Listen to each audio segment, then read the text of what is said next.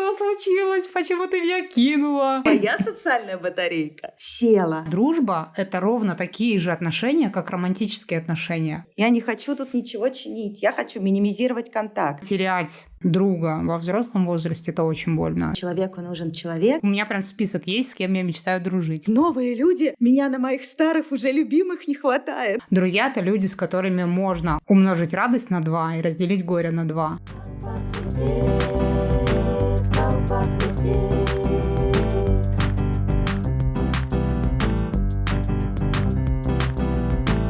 Привет-привет.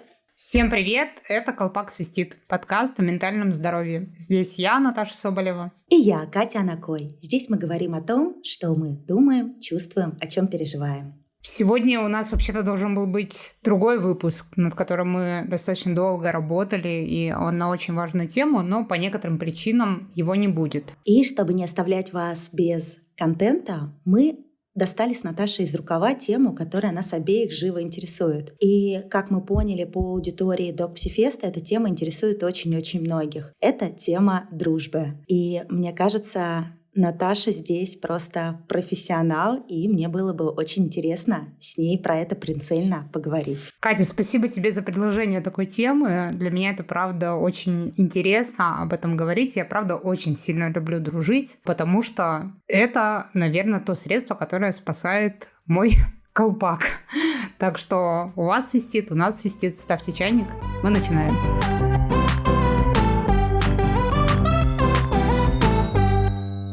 Тема дружбы на самом деле вдохновлена прошлым выпуском с Дашей Сучилиной. У нас получился такой искренний, глубокий, интересный разговор, и не все вошло в итоговую версию подкаста, потому что не все как будто бы относилось к теме внутреннего критика. И там мы много говорили как раз про дружбу, про общение, вот про это все «человеку нужен человек». И Даша закинула очень интересную метафору, которая после этого у меня не выходит из головы. Она сказала про то, что в социальных контактах и в дружбе можно применить метафору валентности из химии. Мне очень нравится термин «валентность». Я его часто с клиентами использую, чтобы нормализовать эту тему про одиночество и людей, потому что часто клиенты начинают в ответ говорить: ну нет, это же неправда, мне же не нужно там, чтобы вокруг меня всегда были толпы народу. И это нормально, нам не нужны толпы народу, нам нужны просто люди рядом. И я обычно говорю, что у всех своя валентность. Это из химии термин, я в химии не мастак, но, насколько я помню, у каждого элемента химического есть определенная валентность. Сколько, условно, ручек у молекулы, чтобы ухватиться ручками за ручки других молекул. И у каждого элемента своя валентность. У кого-то валентность 1, у кого-то валентность 15. И это нормально, что у нас у всех своя валентность для общения. У меня вот не очень она большая. Я знаю, что у меня есть какой-то близкий круг, и мне этого достаточно. У кого-то валентность большая, и много нужно людей, чтобы чувствовать свою принадлежность к живым людям. И это нормально, что у нас у всех она разная, но у нас у всех она есть. Какая чудесная метафора. Я здесь какой-то себя слабовалентный чувствую. Вот. Наташ, ты для меня человек с каким-то невероятным количеством валентностей. Я поработала, побыла с семьей, встретилась с подругами не прям часто.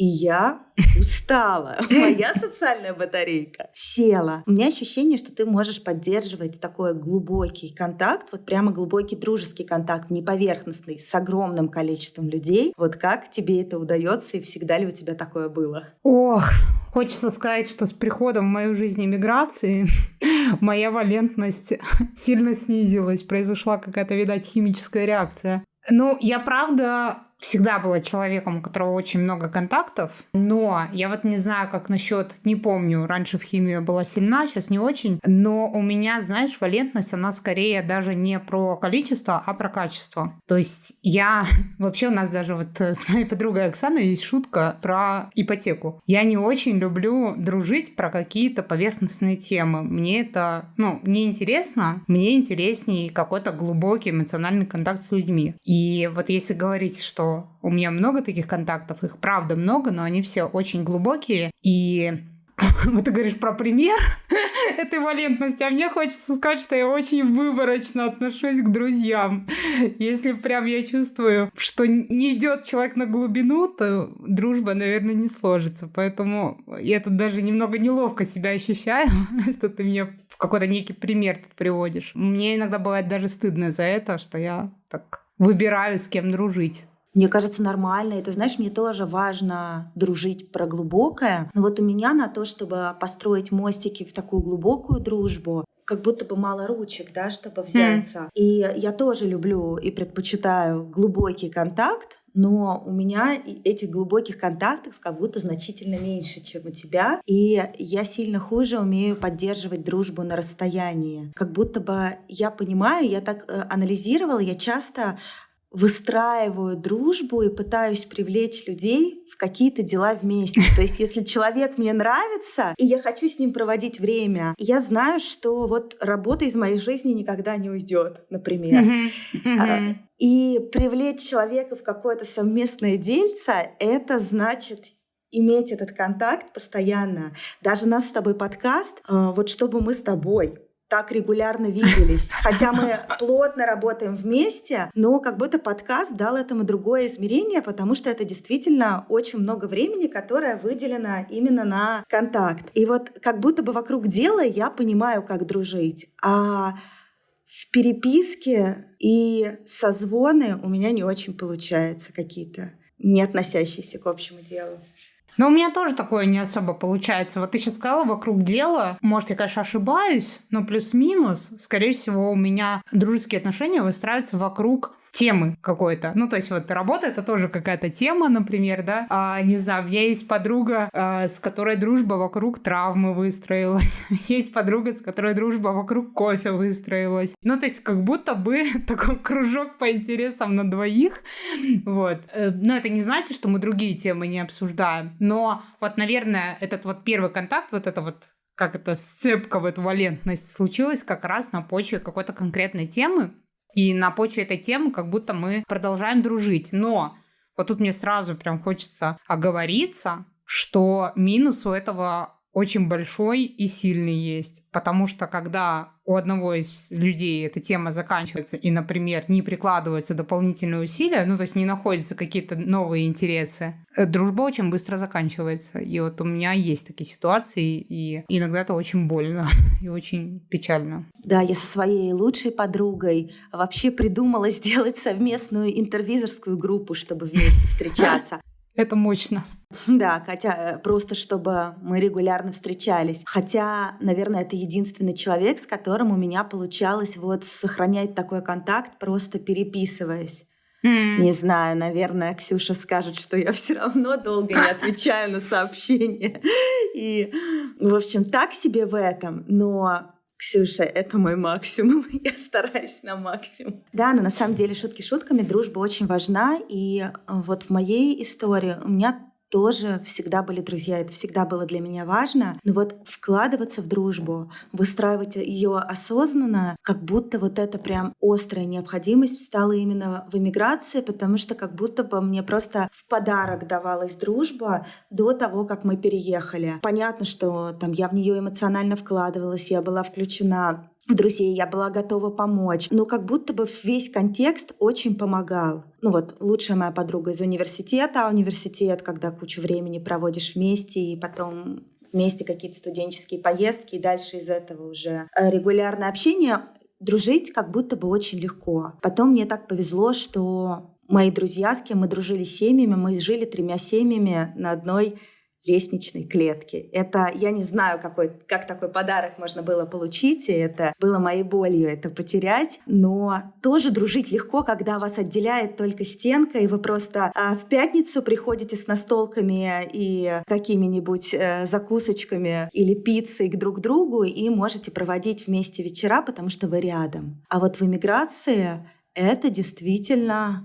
стало каким-то вызовом. Вот как ты для себя это решаешь в эмиграции? Ох, я вот сейчас слушала тебя про контекст. Это очень крутая штука и очень важная, потому что мне вообще кажется, что в дружбе особенно, вообще по жизни, но в дружбе особенно контекст решает. И мне кажется, вот как раз ты спрашиваешь, что мне помогает. Наверное, вот это вот умение, а иногда желание создать общий контекст. Вот это очень сильно мне помогает с людьми дружить. Как раз если, например, один контекст заканчивается, то создать какой-то другой контекст. Ну, конечно, могу сказать, что вот у нас с Оксаной, да, наверное... Вот я не очень люблю термин «самая лучшая подруга». У меня как будто все подруги хорошие, все лучшие. Вот. Как-то просто с Оксаной такой самый долгий контакт, да, мы уже там больше 17 лет дружим. И у нас получается этот контекст либо сохранять, либо создавать постоянно новый. То есть вот создавать новый контекст, новый. И он всегда учитывает и мой контекст, и ее контекст. Не знаю, вот у нее там была профессия, например, какая-то, да, и я начинаю что-то узнавать про эту профессию, интересоваться, ну, то есть включаться в контекст ее жизни. Там у нее появился ребенок, я тоже стараюсь включаться в контекст ее жизни. Там, не знаю, я уехала в эмиграцию, она старается включаться в контекст моей жизни, понимать, что там, как живется в эмиграции. Вот. И если говорить конкретно про иммиграцию, то, ну, особенно если это дружба на расстоянии, это очень тяжело. Но при этом, например, для нас это стало причиной впервые за 17 лет, собственно, провести совместный отпуск, и мы там 17 лет дружили, не могли ни разу, а тут уже 2 раза за мою иммиграцию мы смогли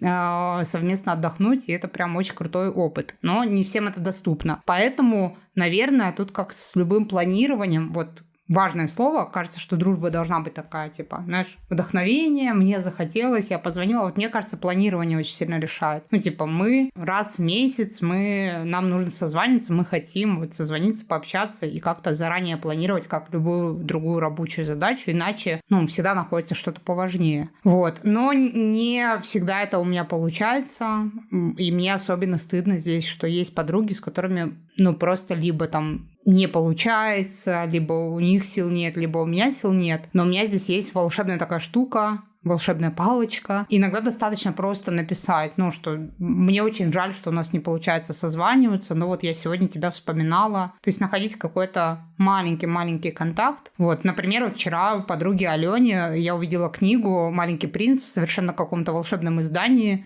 И я подумала про Алену, подумала про ее дочку и заказала эту книгу и отправила. Ну, то есть такие маленькие штучки, маленькие какие-то сигналы, типа «я про тебя помню», «я тебя люблю», «я рядом». Вот такие штуки мне помогают. Даже больше, чем какие-то, знаешь, часовые созвоны, где мы сидим, что-то там разговариваем. Вот это, мне кажется, у тебя просто гениально получается. Тоже подумала, что, наверное, звучит как-то странно, да, лучшая подруга, но вот у меня есть это выделение, наверное, самой близкой подруги, как раз, наверное, из-за того, что у меня валентности не очень много, и вот этот контакт, максимальное доверие, очень долгий период. Мне кажется, я не в одном подкасте уже говорила про свою Ксюшу, но я с тобой согласна, Наташ, про то, что очень важно планировать и буквально инвестировать в дружбу своим временем, своим вниманием, и здесь я прямо чувствую это осознанно. В эмиграции вот эта тоска по дружбе, по теплому контакту была такой моей болью, и у меня здесь сложилось так, что было несколько таких моих пробных инвестиций, которые ничем не заканчивались, и я чувствовала себя, ну, какой-то очень отвергнутой. Мне кажется, что всю часть беременности, которую я провела уже в Аргентине, а это полгода, ну, то есть большая часть моей беременности, эти попытки оканчивались ничем, причем, ну вот, с одной семьей это было настолько болезненно, что, мне кажется, это было моим самым сильным переживанием в беременность, которое даже не с кем было разделить, потому что казалось, что вообще такая жесть вокруг творится, люди такое переживают. А я переживаю, что я какая-то отвергнутая, потому что я буквально видела, что вот, мы их столько раз звали там в гости, еще куда-то, и я вижу, что кто-то приезжает в Аргентину, а эти ребята зовут всех новеньких и ни разу не позвали нас. И для меня это было так больно. Андрей пытался как-то меня утешить, Катя, это потому что я такой нелюдимый говнюк, поэтому нас никуда не зовут. Это все из-за меня, это не из-за тебя. Но я чувствовала себя такой покинутой, и как-то сложно мне это давалось. Потом родился ребенок, это все отошло на какой-то план. Но до сих пор вот я теперь даже приятельски как будто не могу общаться. У меня настолько какой-то внутренний барьер, что вот туда я больше ни капельки не готова вложить. И потом, через какое-то время, когда у меня уже появились именно подруги, не просто приятельницы, сейчас я в это тоже инвестирую, я подвину свои планы, я спланирую так, чтобы мы могли встретиться раз в неделю, раз в даст 2 недели, но я придумаю, как это сделать. И я знаю, что они тоже будут стараться и искать эти варианты. И иммиграция стала сильно приятнее. Понимаю тебя. Ну вот то, что ты говоришь, мне кажется, как будто не принято так про дружбу говорить. Вот, наверное, поэтому мне так близка эта тема, и поэтому вообще я так, часто говорю о дружбе. Там, не знаю, у нас с Оксаной было 2 выпуска целых про дружбу, мы говорили. Важно, потому что для меня дружба — это ровно такие же отношения, как романтические отношения. В них, правда, нужно вкладываться, над ними нужно трудиться, какие-то усилия предпринимать. То есть я не очень верю в дружбу, которая складывается сама собой. Вот для меня это как раз скорее момент, который, где-то контекстуально мы с людьми пересеклись, потом контекст закончился, и дружба закончилась. Вот так. При этом я это буду называть дружбой. То есть я могу, 3 месяца дружить с человеком, потом дружба заканчивается. Так тоже бывает. Вот. Но для того, чтобы она именно переросла в какие-то длительные отношения, вот я прям отношениями это называю, чтобы перетекла в длительные отношения, над этим, правда, нужно работать. Вот все, что ты говоришь про планирование, про какие-то встречи, про организацию какую-то, я там в сторис свои смотрю, слюньки пускаю, как вы там ходите, то духи сделаете, то еще что-то. Мне бы тоже так хотелось. Это один раз было. Но все равно. Вот я, кстати, беру у себя пример, потому что вот, например, здесь, в Алматы, мы сейчас с Олей очень близко дружим, и это не просто попереписываться, да, там у нас есть традиция в кофейню ходить, и мы стараемся как-то вот вылазить в спа. Вот раньше мы с Леной, пока она здесь была, в спа ездили. Это тоже такой контекст, который мы создаем. Не просто там пересечься, созвониться, да, а создать какие-то условия, задать какую-то рамку вот этой встречи. Вот это тоже важно. И это такой какой-то взрослый подход к дружбе, что ли. Не знаю, я его так называю. Наташа, а еще я зацепилась, знаешь, ты говоришь, контекст заканчивается, дружба заканчивается. Мгм.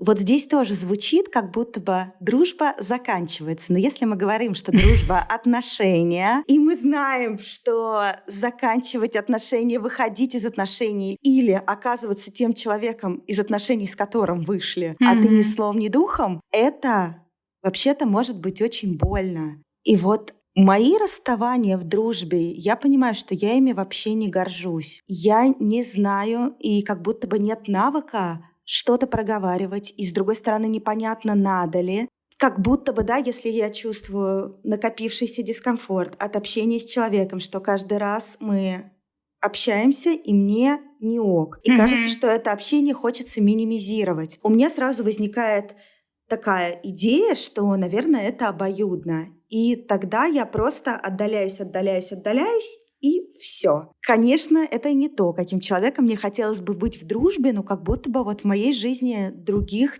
примеров не было. Как твоя дружба заканчивалась? Да, примерно так же.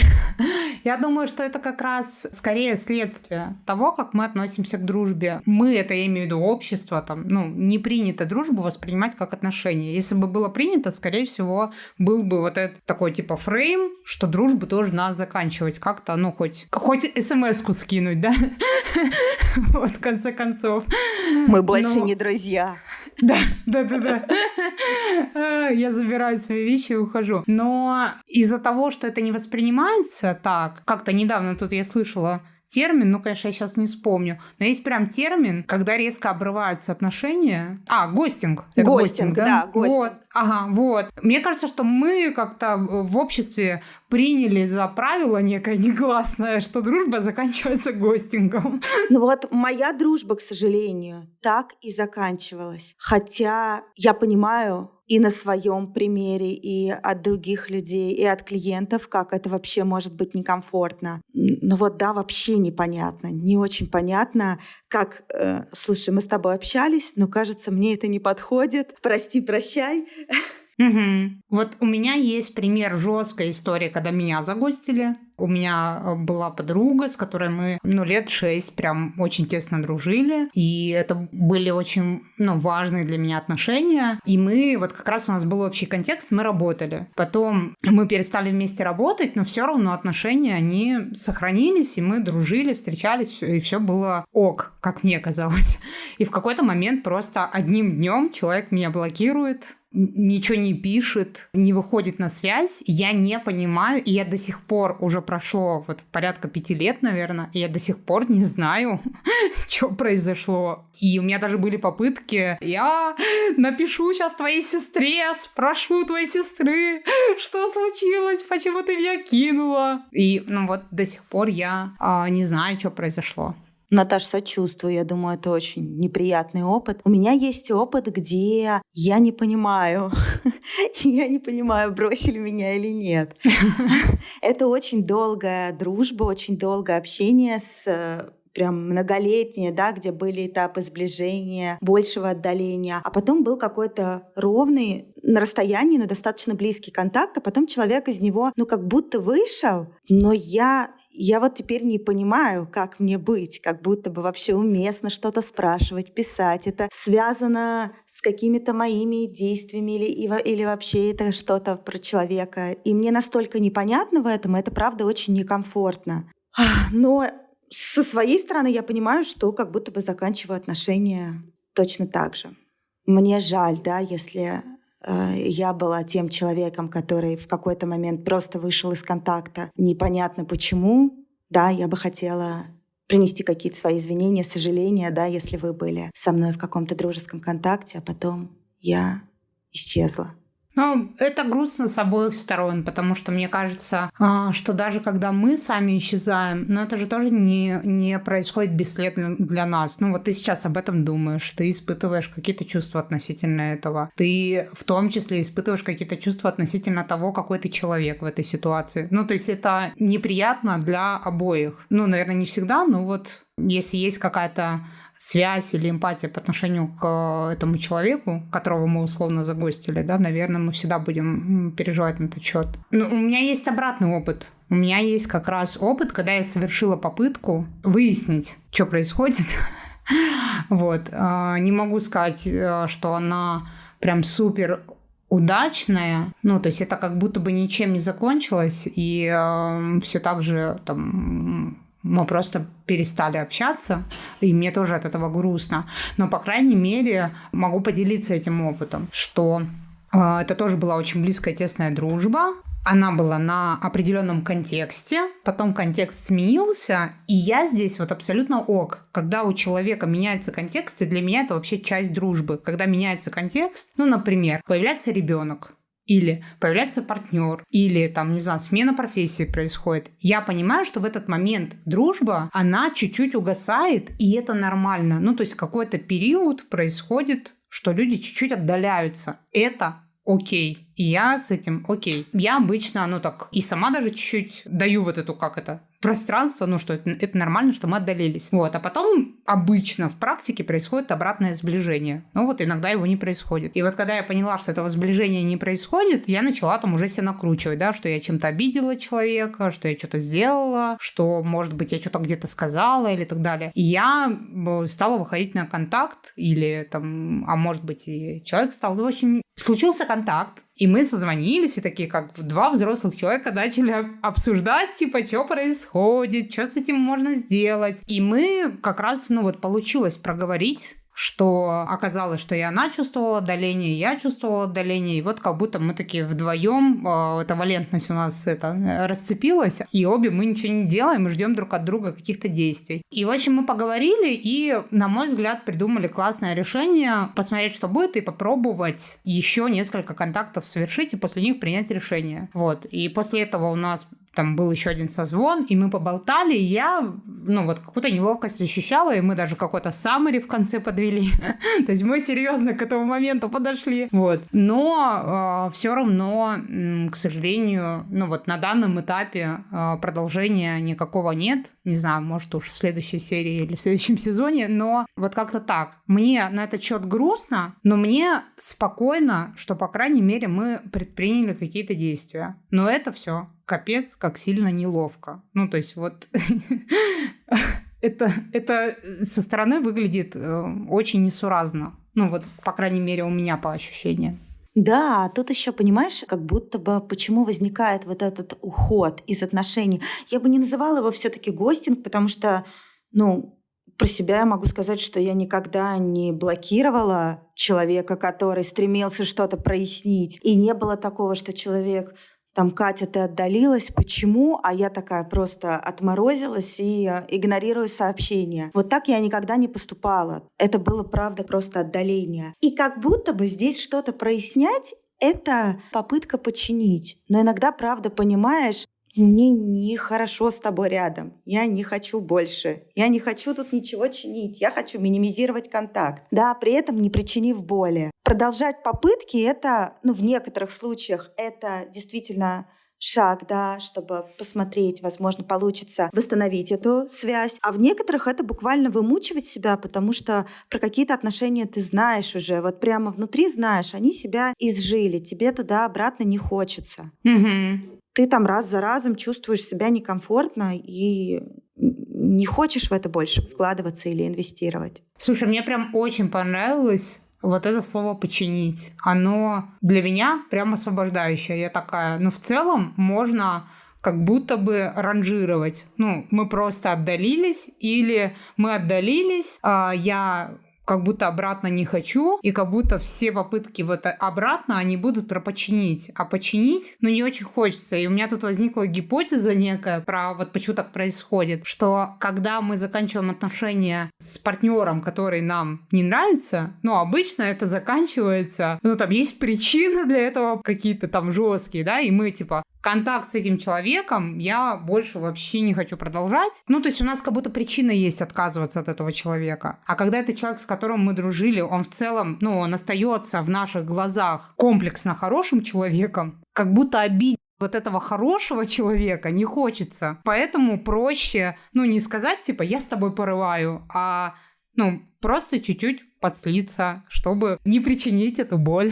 Мне кажется, мы поэтому так и поступаем, потому что мы люди. Как будто бы здесь такое слепое пятно, и я думаю, об этом, многие ранятся. Но в любом случае, да, когда мне люди писали, например, про что происходит, вот из этого контакта я никогда не уходила по-английски, никогда не уходила, закрыв дверь.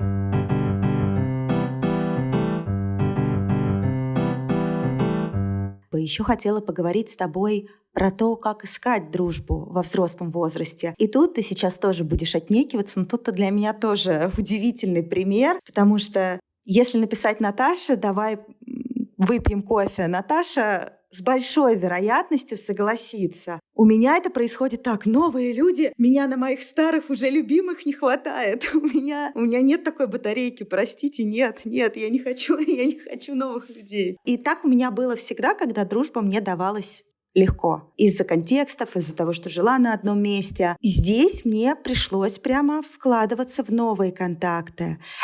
Они, кстати, тоже у меня выросли из контекстов, да, то есть не сами собой, ни с кем не было такого, что я пошла на какую-то встречу иммигрантскую, да, на какую-то вечеринку и там познакомилась. Вот это как будто вообще не мой путь. Как происходит у тебя это? Да как будто тоже, я знаешь, хотела сказать, да как будто тоже случайно не встречаю людей, сейчас вспомнила разные ситуации. Ты права про то, что там, если мне написать и предложить кофе попить, я соглашусь. Вот, наверное, я сейчас просто вспоминаю прям конкретных людей, с которыми у меня дружба родилась, просто из того, что мне человек написал. Или я человеку написала. И, наверное, для меня это важный фактор не про то, что там позвать куда-то, а про искренность. Я вообще кайфую с искренних людей, которые, искренних, уязвимых, эмпатичных. И вот я прям сейчас вспоминаю, у меня есть подруга Люда, и она увидела мою сторис, где там я провожала подругу в эмиграцию, плакала, и она мне написала: Наташа, просто очень хочется вас обнять, вдруг вы хотите пойти на кофе.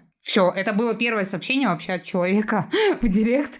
Я говорю: да, конечно. И мы с ней встретились, и вот с тех пор мы дружим. Вот невероятная случайность. Просто человек проявил ко мне какую-то эмпатию, искренность. И я до сих пор часто вспоминаю эту ситуацию. Очень Люду люблю. Люда, если вдруг ты слушаешь, я прям очень рада, что ты мне тогда написала.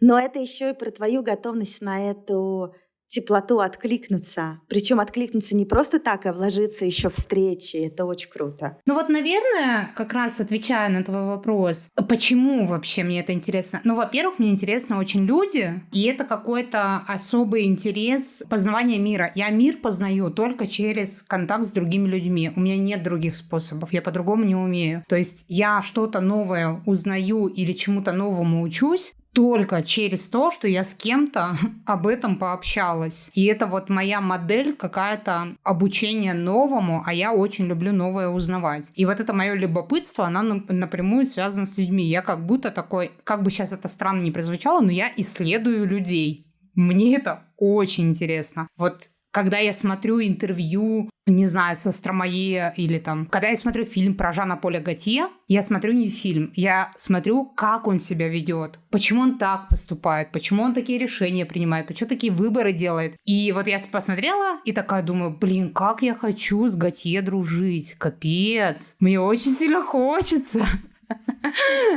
И вот оттуда рождается вот из этого интереса, то есть если мне человек интересен каким-то своим поступком, поведением, выбором каким-то своим жизненным, мне сразу прям автоматически хочется с ним дружить. Сколько людей публичных, которые, ну вот, дают интервью, у меня прям список есть, с кем я мечтаю дружить. Это капец. Слава Комиссаренко первый в этом списке.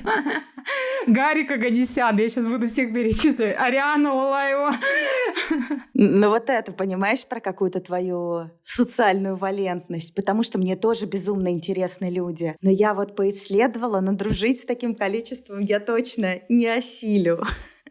Наверное, кажется, что я прям со всеми своими друзьями каждую неделю там встречаюсь, созваниваюсь и так далее. Вот это вообще не так. Ну, то есть я из тех людей, кто верит, что настоящая дружба — это когда вы можете 2 месяца не общаться и потом, значит, встретиться, и вот у вас там надежная привязанность. Вот я, наверное, скорее к таким людям отношусь. В этом, наверное, выход, который я нахожу. У меня нету такого, что я постоянно с кем-то на связи. То есть я могу там, провалиться в диалог с человеком, мы можем, там, не знаю, часами переписываться или вот там созвон какой-то организовать, а потом еще 3 месяца не контактировать. То есть, ну вот скорее это меня и спасает при наличии такого количества связей.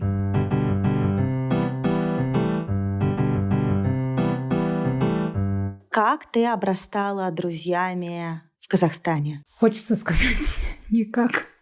Во-первых, мне хочется сказать, вот, может быть, тоже для кого-то нормализовать, что у меня не получилось построить дружбу с людьми в Казахстане. У меня есть подруга, одна местная, но она когда-то давно тоже переехала в Казахстан. Ну вот мы с ней подружились на контексте там каком-то рабочем, и я считаю очень близким человеком Юлию. Я рада, что мы с ней познакомились, подружились. Но вот из условно местных людей это вот единственная моя дружба. Потом мы сошлись с Леной на почве феста и миграции, мы сошлись с Олей на почве иммиграции, еще была Аня, Динар, ну то есть куча людей, которые вот этот контекст иммиграции, наверное, в том числе, он важный. И тут, наверное, сейчас будет очень грустная история, но, наверное, такая большая и важная часть дружеская как раз у меня сложилась с Фархадом. И это для меня была важная дружба. То есть вот это был пример человека, который из Казахстана... У меня получилось с ним подружиться, и для меня Фархад был олицетворением Казахстана. Прям, ну, такой связью с этой страной. Я сейчас вспоминаю там, нашу последнюю встречу, и тоже они собирались с женой уехать в эмиграцию. И я пошутила, что я больше не буду просто так создавать связи, я буду у людей спрашивать, а ты здесь надолго, не собираешься ли ты уехать? Потому что в какой-то момент, правда, наступают разрывы. Ну, понятно, что здесь другой контекст немного ситуации, да, но еще бывают разрывы, когда, ну, вот человек, например, там временно здесь, да, и потом уезжает. И вот я как будто не готова в такие контакты вкладываться, ну, прям какие-то дополнительные усилия прикладывать, если я знаю, что скоро контекст изменится. Вот, наверное, так. Мне кажется, вот если говорить про дружбу с местными, например, людьми, мне кажется, что она вообще, ее сложно построить, потому что местным людям, как я в это верю искренне, друзья не нужны. У них уже здесь есть друзья.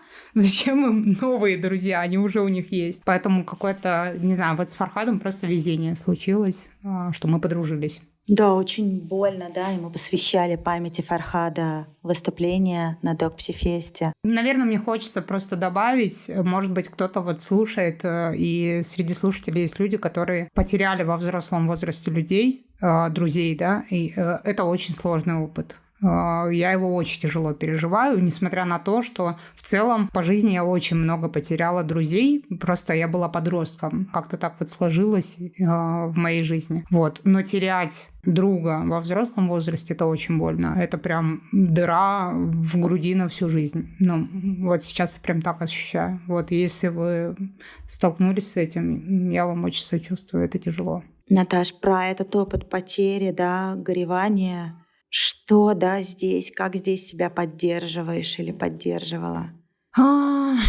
Ну, первое время вот я очень часто обращалась к друзьям. Ну, то есть я прям просила созваниваться, особенно с людьми, которые там тоже знали Фархада. Вот это важно. Ну, то есть вообще у меня есть формула дружбы, на которую я опираюсь. Я считаю, что друзья — это люди, с которыми можно умножить радость и разделить горе. Умножить радость на 2 и разделить горе на 2. Поэтому, может быть, кстати, поэтому еще у меня так много друзей, потому что чем больше друзей, тем больше умножается радость, чем больше друзей, тем больше делится горе. И вот это мне помогало очень, да, как-то совместно говорить. Мне очень повезло, что в момент, когда я узнала эту новость, рядом со мной были близкие люди. Мне очень повезло, что я могла с ними говорить. Я рассказывала что-то классное, что вот объединяет. И, вообще в целом мне очень повезло с друзьями. Еще совершенно невероятная вещь произошла. Почему я так тепло про Ариану Лалаеву сказала? Потому что фантастическая вещь произошла. Это про «Никто не один», про нашу любимую. Когда я пришла на стендап-концерт, и в нем целый блок, она говорит про партнера своего, да, которого она потеряла, и целый блок у нее есть про горе и про то, как ты остаешься с этим горем один на один. И то, как она говорила про Никиту, очень сильно меня поддержало в моменте. Для меня это был прям целительный момент, и это то, как бы удивительно это ни звучало, но это та причина, по которой мне хочется дружить с Арианой Лалаевой. Вот это тот контекст и та близость, которую я вот чувствую по отношению к ней. И вот так примерно рождается мое желание дружить с человеком. Хорошо, что у тебя когда-то в мою сторону оно тоже родилось. А я написала, видишь, я действовала так, как привыкла, мне понравился человек, я сразу что-то поделать вместе. Я сразу через это захожу, через какие-то понятные мне штуки, что-то вместе поделать. Вот это тоже я вспоминаю про тебя. Я прям помню конкретный момент, когда я подумала: Катя классная, хочется с ней что-то поделать. И у меня тоже была про работу первая мысль, потому что я прям помню, как я увидела твою страницу, я уж не помню почему, зашла, прочитала, я прям помню, какой конкретно пост я прочитала. Это был пост про здорового взрослого. И я подумала: вау, то есть я хочу вообще вот с такими людьми общаться. Вот у меня тогда проснулся этот интерес в твою сторону. Я подумала: круто, хочется общаться. Вот, поэтому это тоже было вот одномоментно. То есть за что-то я зацепляюсь, что-то, что мне близко в человеке, и все. И дальше мне уже не важно, там, сколько у меня сил уйдет или там времени на то, чтобы выстроить эти отношения. Я прям отзываюсь очень быстро. И когда ты мне еще и написала, я прям: вау, класс. Кстати, я говорю, я тоже в какие-то моменты, я же позвала тебя на консультацию домой. Да. То есть и Наташа такая: да, окей, привезу медовик. И мы с ней вместо какого-то формального... Я обратилась к Наташе за консультацией по продажам, и Наташа, предложила какие-то места, я говорю: а давай домой. То есть, видишь, у меня тоже какие-то всплески такой открытости даже к человеку, которого я не знаю, бывает. Видимо, что-то я такое в тебе почувствовала, потому что это не супер для меня типично. А это, кстати, мне кажется, один из... Вот ты говоришь, как дружбу, да, заводить, ты спрашиваешь. Вот мне кажется, это один из способов про некую открытость, что ли, новому опыту. Может, конечно, тут легко мне размышлять, да, что есть разные ситуации, но, наверное, вот эта способность подкинуться, а давай домой, а давай, а чё б нет, а давай домой. А давай кофе попьем, а давай. Или там, как мне Яна Корецкая написала: а давай в зуме созвонимся, поболтаем, а давай. То есть вот подкидываться на какие-то штуки. потому что это может стать началом, правда, дружбы. И, может быть, не обязательно дружбы, а вообще каких-то классных связей и отношений.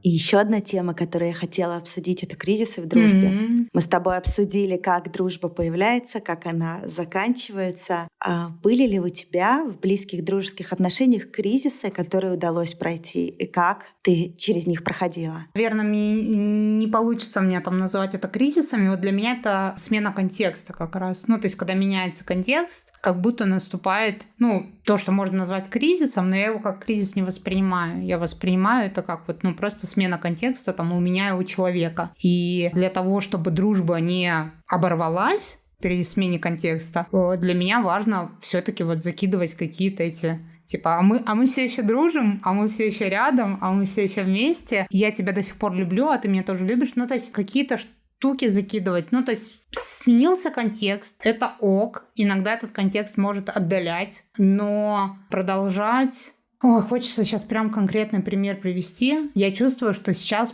если это назвать кризисом, некий кризис я прохожу в одних из дружеских отношений. И он происходит потому, что в жизни человека появился контекст, который для меня достаточно болезненный. И я понимаю, что я в какой-то степени начала отдаляться в какой-то момент. И я поймала себя на том, что я начинаю отдаляться. И понимаю, что очень близкий, частый контакт мне будет причинять боль, но при этом и потерять человека я не хочу. И поэтому я не инициирую частых встреч и частого контакта, но при этом отправить какой-то рилсик на тему, которая нас объединяет, написать какое-то сообщение про то, я очень сильно по тебе скучаю, сделать какой-то небольшой подарочек. То есть это то, что помогает не соприкасаться этой больной стороной, но при этом продолжать сохранять эту связь. Потому что когда этот контекст сменится или когда я чуть-чуть проживу эту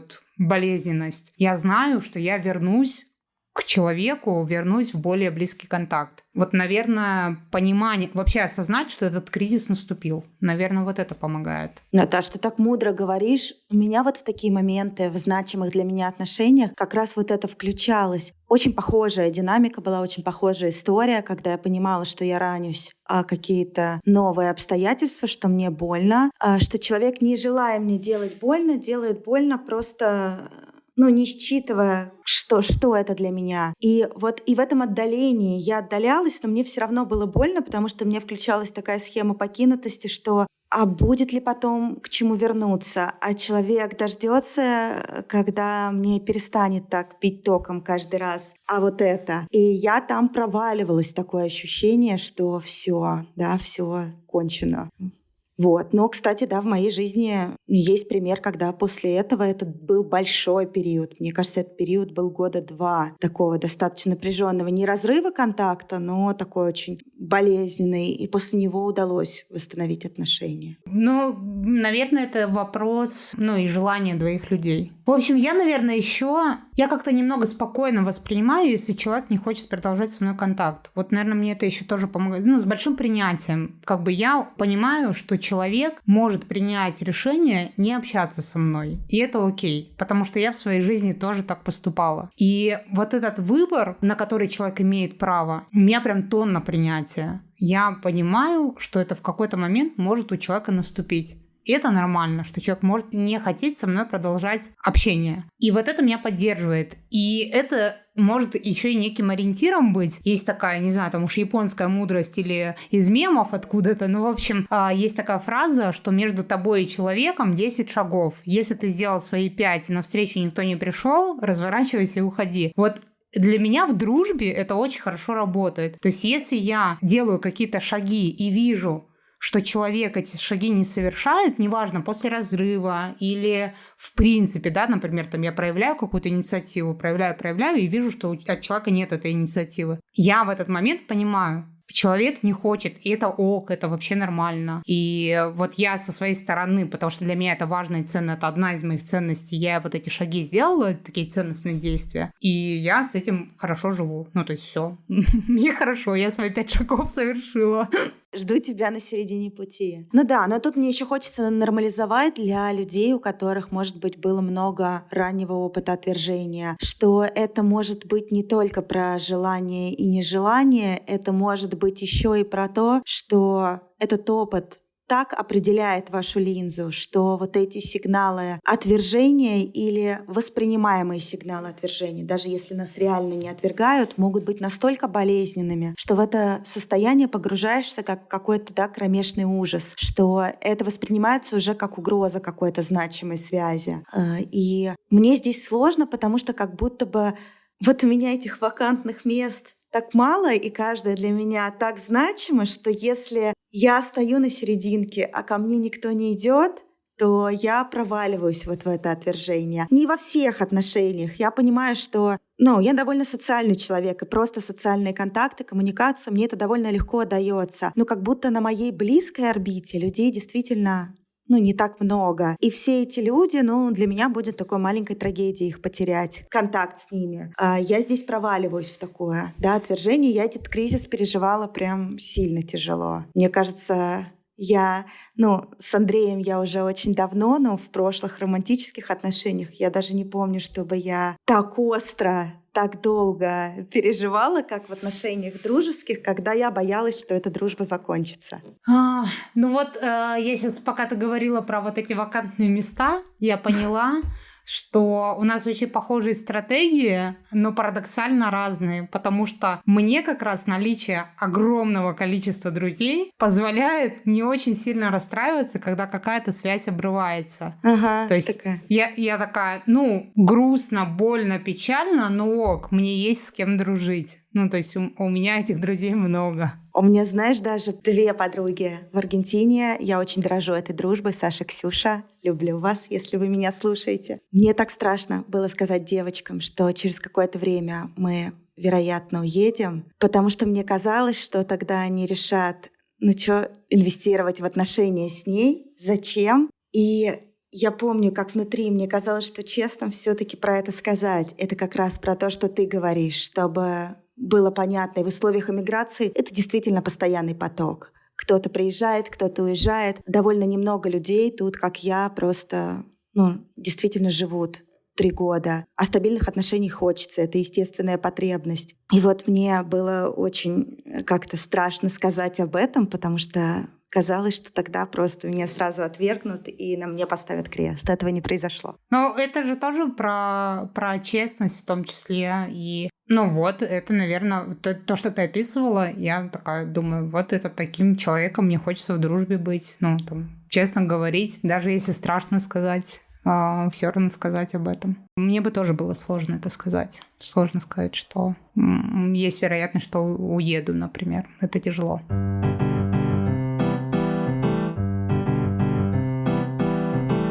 Давайте, наверное, завершать, да, Наташ? Есть какие-то еще темы горячие? Да я подумала, что прям, не знаю, коротко я бы, наверное, хотела сказать, что иногда я, наоборот, завидую людям, у которых мало контактов. Я вот на мужа своего смотрю и думаю, у него валентность -3.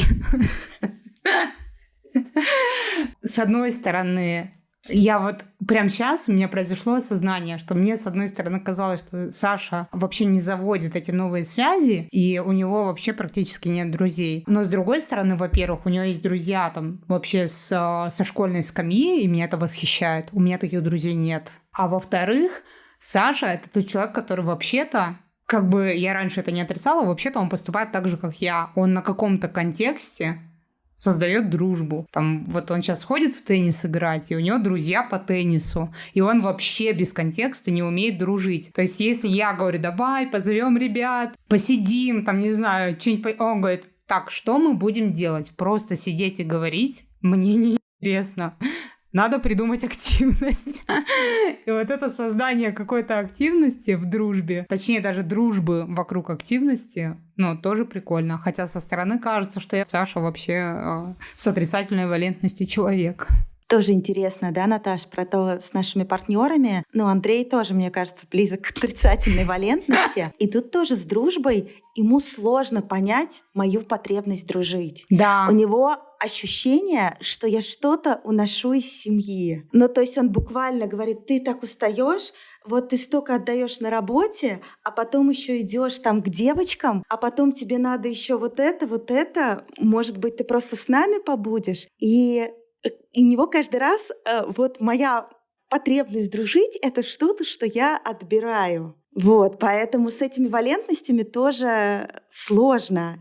А мне так хочется его включить в этот контекст, потому что вообще это очень классно дружить с семьями. Вот в Москве у нас так сложилось. Там, видимо, социальность всех вокруг его тоже затянула в эту воронку. Для него это была безумно ценная сфера жизни, когда мы дружили вот этой нашей лестничной площадкой. А здесь пока как будто бы не удается. Как у вас, Саша, это? Ревнует ли он тебя к твоим социальным контактам? Мне кажется, я в этом смысле больше, может быть, Саши даже переживаю иногда. Я вот думаю, там, не знаю, всю неделю работала, и вот у меня суббота мой выходной, и вместо того, чтобы с Сашей что-то поделать, я еду с Олей в кафе встречаться. И в этот момент думаю, ну, так я себе, конечно, супруга. Но, наверное, Саша прям очень...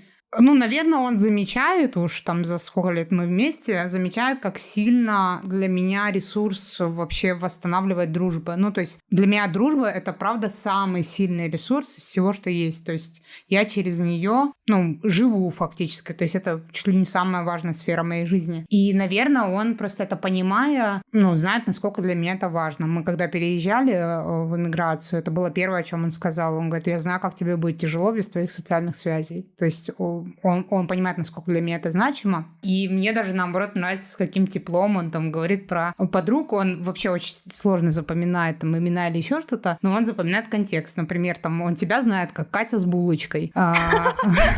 Вот так он тебя запомнил.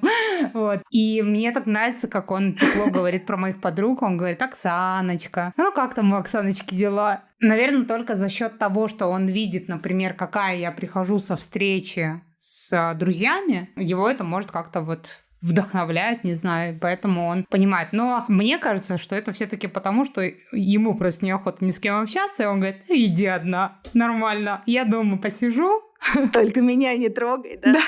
Да, мне кажется, это обратная история. Мы даже когда-то с Леной смеялись, что если раньше у меня были какие-то попытки втянуть Сашу в какие-то там вот эти семейные, ну, дружить с семьями, а потом я, наблюдая так вместе с Леной за тем, как наши мужья себя ведут, мы поняли, что им вообще неохота как бы включаться в наши там какие-то дружбы, вот, и мы от них просто отстали, потому что в какой-то момент там у Лены был день рождения, Саша не поехал, потому что заболел, а потом на мой день рождения не приехал Саша, потому что заболел. И мы такие: кажется, мы что-то начинаем понимать.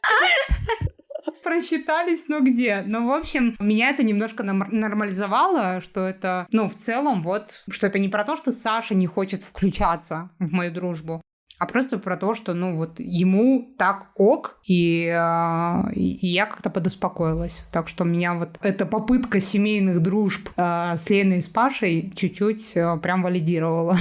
Я бы сказала, неудавшаяся попытка. Ну и вот эта метафора валентности, про которую Даша сказала, она тоже классная. Я теперь на Андрея, потому что я про себя думаю, как мне было одиноко без дружбы. Наверное же, ему тоже так одиноко. А ему вообще по кайфу. Ну, я не думаю, что прям по кайфу. Я думаю, что просто если он инвестирует во что-то, это прямо какие-то железобетонные инвестиции, потому что у него еще меньше, чем у меня, это валентность. И я знаю, насколько он там привязан к тем, кого действительно любит, и из наших друзей, и из семьи. Ну, там, вот, например, мой брат с его женой, мы часто вместе встречали Новый год, и я знаю, что, ну, для Андрея это вот не просто мой брат, это его семья. Ну, есть такая фраза, которую мы с Оксаной очень любим, что друзья — это семья, которую мы можем выбрать. Поэтому мне кажется, что вот это очень похоже про то, как у Андрея складываются отношения.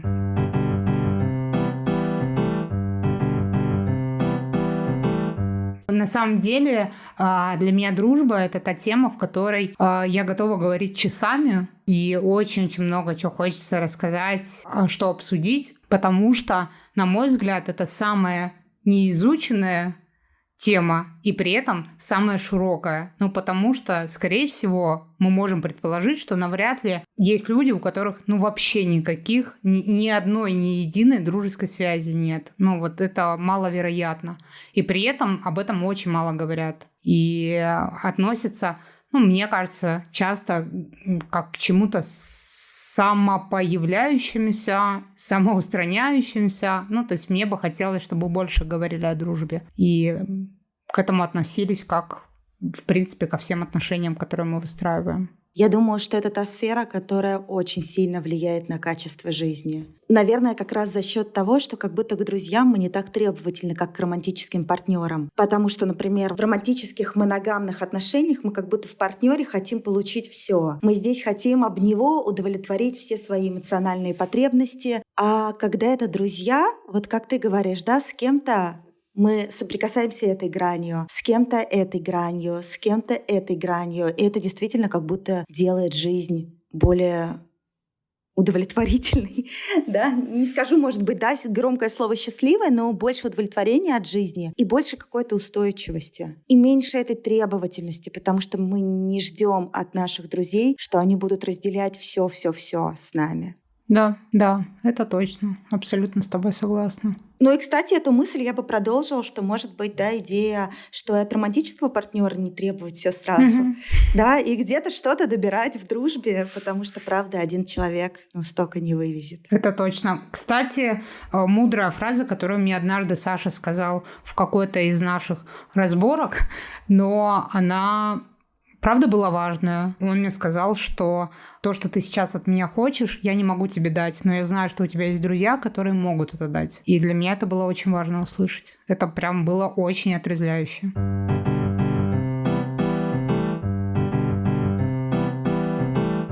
В завершении хочется сказать: дружите, пробуйте открываться людям, которые хотят с вами дружить. Помните, что вы можете выбирать друзей. И мне кажется, что друзья как раз, как никто другой, напоминают, что никто не один. Как и, собственно, мы, которые здесь собрались. Катя, спасибо тебе, что предложила такую классную тему для выпуска. Я очень-очень благодарна. Слушайте другие наши выпуски, ставьте нам звездочки, сердечки, оставляйте нам отзывы, пишите про своих друзей. Можно в комментариях признаться в любви к своим друзьям, отмечайте их и пишите, как вы их любите. И помните, что мы здесь, чтобы напомнить себе и вам, что никто не один.